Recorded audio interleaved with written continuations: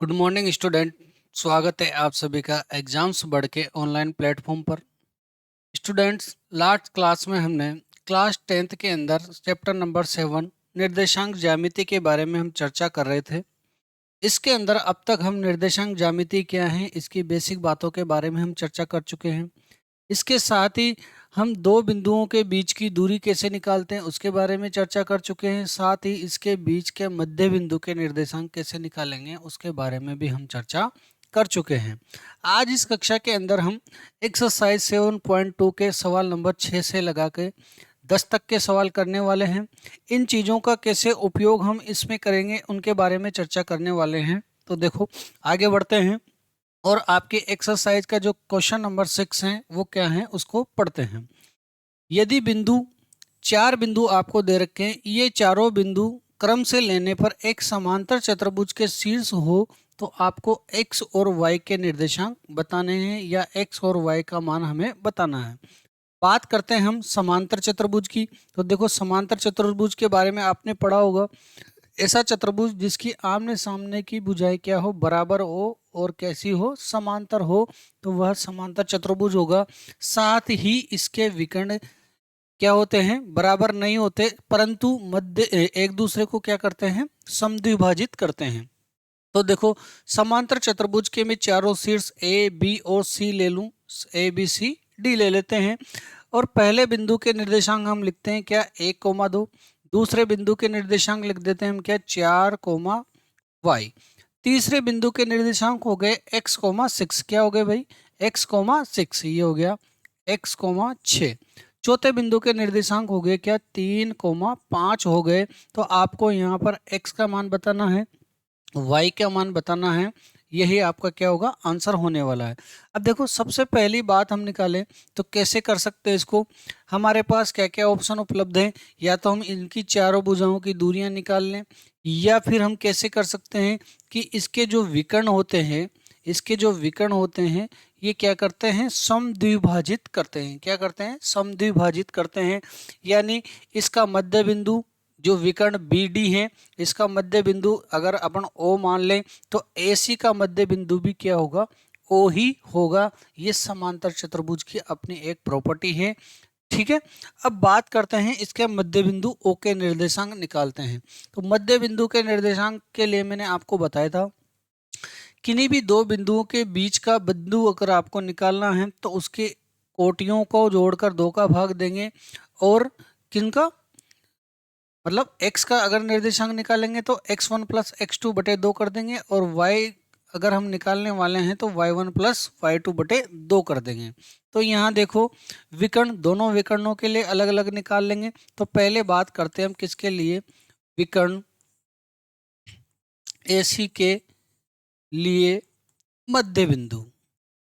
मध्य बिंदु, अगर विकर्ण AC के लिए हम मध्य बिंदु निकालेंगे तो AC के बिंदुओं का उपयोग करेंगे, जैसे 1,2 हो गया और x,6 हो गया। तो देखो, इसका x निर्देशांक निकालेंगे तो क्या करेंगे, x1 प्लस x2 बटे 2 कर देंगे। x1 1 हो गया, x2 x हो गया। तो देखो, इसका मध्य बिंदु क्या हो जाएगा, 1 प्लस x बटे 2 हो गया। इसका ये क्या हो गया, भुज हो गया। ठीक है, अब कोटि की बात करें तो क्या करेंगे, y1 प्लस y2 कर देंगे, यानी 2 प्लस 6 बटे 2 कर देंगे। और यहाँ से आपके पास क्या आ जाएगा, 1 प्लस एक्स बटे 2 हो गया। और ये कितना हो गया, 6 और 2 को जोड़ेंगे तो 8, और उसमें 2 का भाग देंगे तो कितना हो गया, 4 हो गया। ये आपका क्या हो गया, मध्य बिंदु आ गया। इसी प्रकार अब बात करेंगे किसके लिए, विकर्ण। विकर्ण BD का मध्य बिंदु, विकर्ण BD का मध्य बिंदु निकाल लेंगे। तो देखो, विकर्ण BD के लिए करें तो वापस वही भुज का आधा कर देंगे दोनों, है ना, x1 प्लस x2 बटे 2, y1 प्लस y2 बटे 2 कर देंगे। तो देखो, यहाँ x1 कितना है, 3 और 4 यानी 7 बटे 2 हो गया। कितना हो गया, 3 प्लस 4 बटे 2 हो गया। y के लिए क्या करेंगे, y प्लस 5 प्लस वाई, ये हो गया 5 प्लस वाई बटे 2 हो गया। ठीक है, इसको थोड़ा सा और हल करें तो देखो कितना हो गया, 4 और 3 7 बटे 2 हो गया। ये 5 प्लस वाई बटे 2 हो गया। अब देखो, अब क्या करने वाले हैं हम, अब हम कहने वाले हैं कि समांतर चतुर्भुज में जो दोनों विकर्ण होते हैं उनका मध्य बिंदु एक ही होता है, यानी कि ये क्या करते हैं, एक दूसरे को समद्विभाजित करते हैं। तो क्या लिखेंगे हम, समांतर चतुर्भुज में, समांतर चतुर्भुज में विकर्ण क्या करते हैं भाई, समद्विभाजित, समद्विभाजित करते हैं।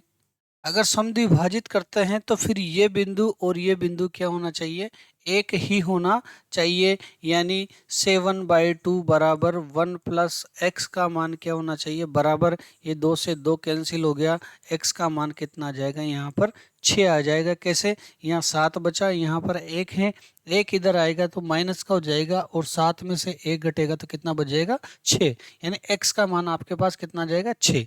इसी प्रकार इसी y का मान भी क्या होना चाहिए, समान होना चाहिए, यानी 5 प्लस वाई बटे 2 बराबर 4 होना चाहिए।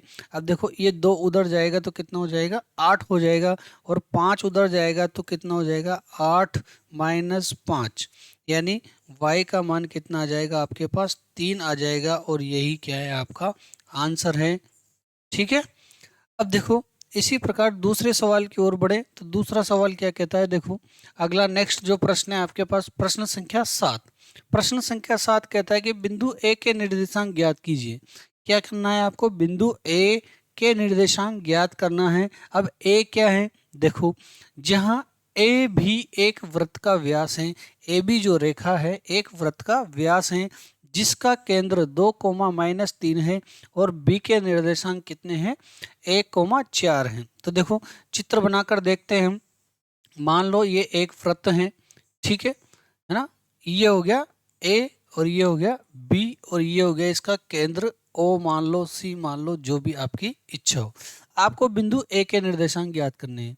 केंद्र क्या है इसका, 2, 3, ये हो गया 2, -3। केंद्र क्या है, 2, -3 है। बी के निर्देशांक आपको दे रखे हैं कितने, 1, 4, कितना दे रखा है, 1, 4 दे रखा है। ए के निर्देशांक आपको चाहिए, ए के निर्देशांक में मान लेता हूँ x, y हो गया। अब देखो, अब ये केंद्र बिंदु हैं, इसका मतलब ये आप समझ गए होंगे कि ये ए और बी का मध्य बिंदु भी होगा, क्योंकि वृत्त का जो केंद्र होता है वो व्यास का क्या होता है, मध्य बिंदु होता है, और ए बी क्या है, यहाँ पर व्यास है। तो फिर ओ क्या हो गया, मध्य बिंदु हो गया, किसका, ए बी का मध्य बिंदु हो गया। तो यहाँ पर हम लिख देंगे कि बिंदु ओ रेखा, इसका रेखा, ये हो गया रेखा खंड या रेखा ए बी का मध्य बिंदु है। क्या है भाई, मध्य बिंदु है। अतः हम क्या कह सकते हैं कि जो 2 होगा ये 2 किसके बराबर होगा, x1 प्लस x2 बटे 2 के बराबर होगा, यानी x प्लस 1 बटे 2 के बराबर होगा। कैसे निकालते हैं मध्य बिंदु, x1 प्लस x2 बटे 2, यानी x प्लस 1 बटे 2 के बराबर क्या हो जाएगा, इसका x निर्देशांक हो जाएगा। इसको हल करेंगे तो देखो ये हो जाएगा x प्लस 1 बराबर 4, और x बराबर कितना हो जाएगा, 3 हो जाएगा। कितना हो जाएगा, 3 हो जाएगा। अब देखो इसी तरह हम क्या निकालेंगे, y के लिए निकालेंगे, यानी y बराबर क्या होगा बताओ, y1 प्लस y2 बटे 2, y1 हो गया y2 कितना हो गया, 4 और बटे 2 हो गया, यानी ये हो जाएगा कितना, सॉरी -3 के बराबर है ना। देखो -3, ये -3 के बराबर क्या होगा, y1 प्लस y2, यानी y प्लस 4 बटे 2 हो जाएगा, यानी 2 को इधर लाएंगे तो ये हो गया -6 बराबर y प्लस 4 हो जाएगा, यानी y बराबर कितना हो जाएगा, -6 -4, यानी y का मान हो जाएगा आपके पास -10 हो जाएगा, और यही क्या है आपका आंसर है। यानी बिंदु ए के निर्देशांक अगर आप निकालें तो x निर्देशांक हो गया इसका 3, और y निर्देशांक कितना हो गया, -10 हो गया। यह क्या है आपका आंसर है, करेक्ट है। अब देखो प्रश्न संख्या, नेक्स्ट प्रश्न की ओर बढ़े।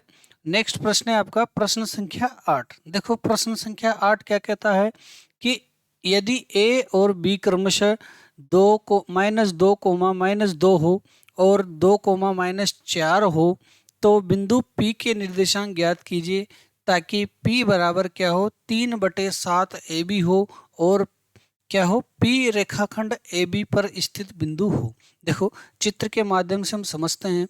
ये एक रेखाखंड हो गया, ये है कौन सा AB, ये हो गया AB। अब देखो यहाँ पर AP का मतलब यहाँ पर रेखाखंड इस पर स्थित कोई बिंदु है, बिंदु P हो गया।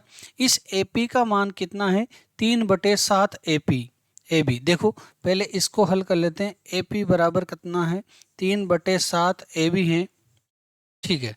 अब देखो यहाँ से मैं AP/AB का मान निकालूं तो कितना आ जाएगा 3/7 हो जाएगा। यानी AP कितना है 3 है और AB कितना है ये पूरा का पूरा 7 है। देखो ये 3 है, ये पूरा का पूरा 7 है, तो फिर ये कितना बचा भाई, ये 4 बच गया। क्लियर है, ये बात समझ में आ गई होगी। यानी ये बिंदु P है ना, ये AB को 3:4 में विभाजित करता है। अर्थात यहाँ लिख देंगे हम, अर्थात बिंदु P रेखा AB को 3:4 में विभाजित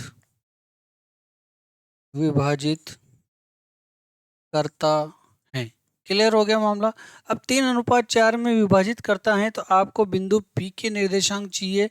मान लो ये निर्देशांक है कितना x, y। तो अब यहाँ से हम x, y का मान हम निकाल लेंगे।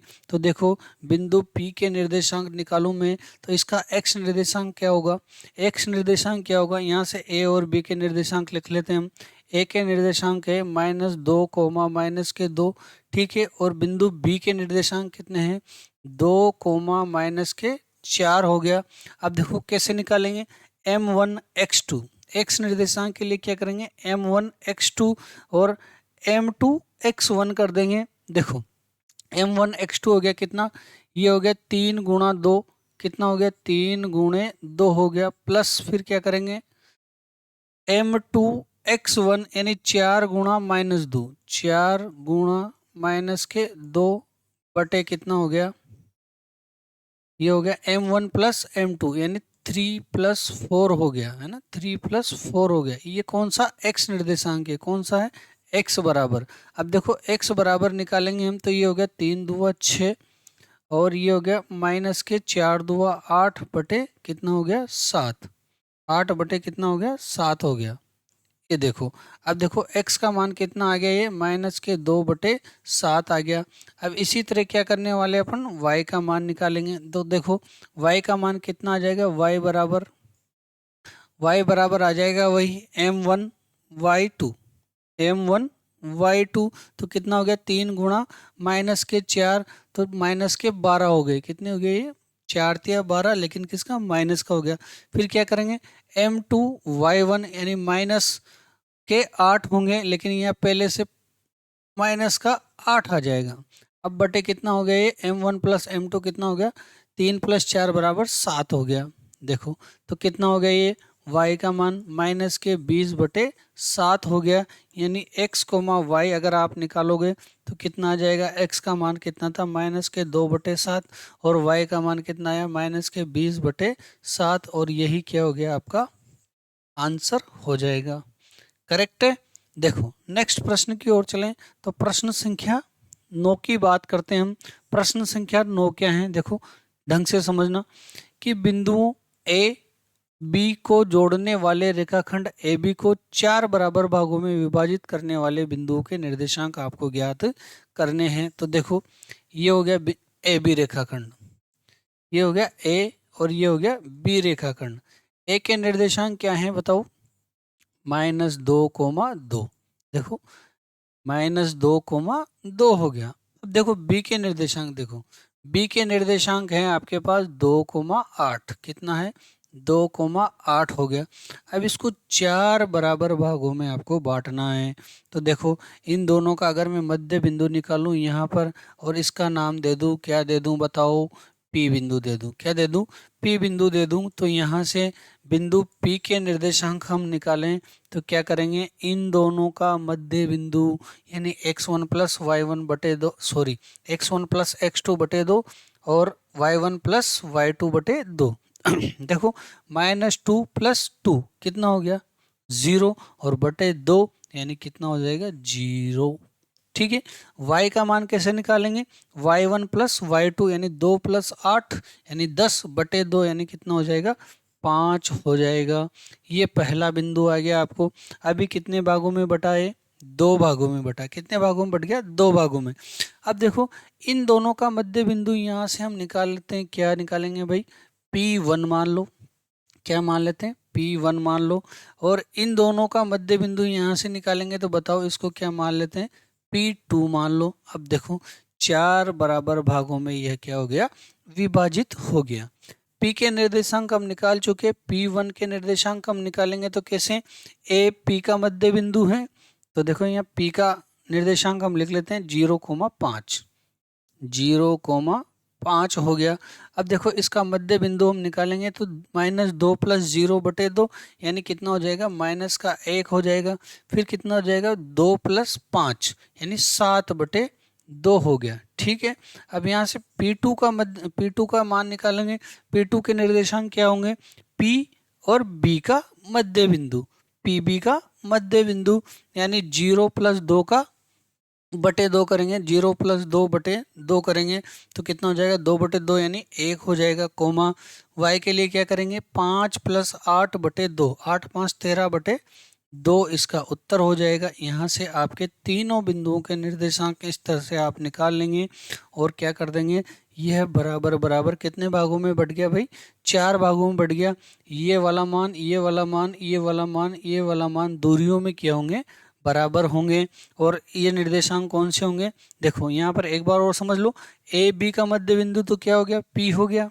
फिर ए पी का मध्य बिंदु क्या हो गया, P1 हो गया।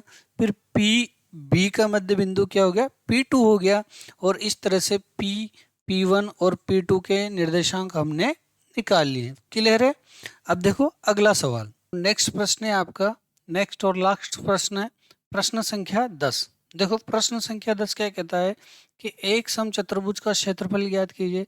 अब देखो समचतुर्भुज का आपको क्षेत्रफल ज्ञात करना है तो सबसे पहले समचतुर्भुज के क्षेत्रफल का आपको सूत्र पता होना चाहिए, 1/2 इंटू विकर्णों का गुणनफल, यानी विकर्णों की लंबाई हमें चाहिए। तो हमें सबसे पहले यहाँ पर समचतुर्भुज के विकर्ण निकालने होंगे। अब विकर्ण निकालने के लिए हमें शीर्षों के निर्देशांक पता होना चाहिए। तो यहाँ पर शीर्षों के निर्देशांक आपको दे रखे हैं, शीर्ष A B और C और D के निर्देशांक आपको दे रखे हैं। तो देखो यहाँ पर सबसे पहले हम एक समचतुर्भुज का निर्माण कर लेते हैं और इसके शीर्ष हो गए, शीर्ष A B C और D हो गया। अब यहाँ से शीर्ष A के निर्देशांक कितने हैं, 3,0 हम ले लेते हैं। क्या है, 3,0 हो गया। शीर्ष B के निर्देशांक हो गए कितने, 4,5 हो गया। शीर्ष C के निर्देशांक हो गए -1,4 हो गया। और शीर्ष D के निर्देशांक हैं आपके पास -2, -1 हो गया। क्या करें, विकर्णों की लंबाई। तो सबसे पहले बात करते हैं हम विकर्ण AC की लंबाई, विकर्ण AC की लंबाई। तो देखो विकर्ण AC की लंबाई कैसे निकालेंगे, पहले भी हम निकाल चुके हैं। क्या करेंगे, x2 minus x1, y2 minus y1 का वर्ग करेंगे और अंडर रूट के अंदर। देखो x2 माइनस x1 यानी 3 माइनस 1। अब 3 माइनस 1, लेकिन यहाँ पर कितना है, माइनस का 1 है यानी 3 प्लस 1 हो जाएगा। कितना हो जाएगा, ये 3 प्लस 1 का क्या हो जाएगा, वर्ग हो जाएगा। प्लस क्या करेंगे, y2 minus y1, y2 0 minus y1 यानी 4, ये हो गया 0 माइनस 4 का वर्ग हो गया। इसको हल करें तो देखो 3 और 1 4 कितना हो गया, 3 और 1 4 और 4 का वर्ग 16 प्लस 4 कितना है 4 -4 का वर्ग कितना हो गया 16। और ये कितना हो जाएगा 2 इंटू 16 यानी ये हो जाएगा 4√2। कितना हो जाएगा 4√2। इसी प्रकार क्या करें हम, विकर्ण BD की लंबाई, विकर्ण BD की लंबाई कैसे करेंगे, वही x2 minus x1 y2 minus y1। तो देखो यहाँ हो गया 4 माइनस ऑफ -2 यानी 4 + 2 हो जाएगा, 4 + 2 का वर्ग हो गया, प्लस क्या करेंगे, ये हो गया 5 माइनस -1 यानी कितना हो जाएगा, ये भी 5 + 1 का वर्ग हो जाएगा, यानी ये हो जाएगा 6 का वर्ग, प्लस ये हो गया 6 का वर्ग, यानी ये हो गया कितना 36 + 36 हो गया, बराबर ये कितना हो गया भाई 6√2 हो जाएगा। कितना हो जाएगा 6√2 हो जाएगा। अब देखो, अब क्या करने वाले हम, समचतुर्भुज समचतुर्भुज ABCD का क्षेत्रफल बराबर 1/2 गुणा विकर्णों का गुणन। देखो बराबर कितना हो जाएगा 1/2 गुणा 6√2, एक विकर्ण है, दूसरा विकर्ण है कितना 4√2, ये 2 से कितनी बार कट गया 3 बार, और ये हो गया 4 और 3 12 इंटू √2 इंटू √2, इसको हल करेंगे तो बराबर कितना आ जाएगा 24 वर्ग इकाई, है ना। और यही क्या होगा आपका आंसर होगा। ठीक है, इस तरह से आपकी ये प्रश्नावली कंप्लीट हो जाती है। और नेक्स्ट कक्षा के अंदर हम त्रिकोणमितीय अनुपातों के बारे में विशेष प्रकार से चर्चा करने वाले हैं। तब तक के लिए आप बने रहे एग्जाम्स बढ़ के साथ। Thank you.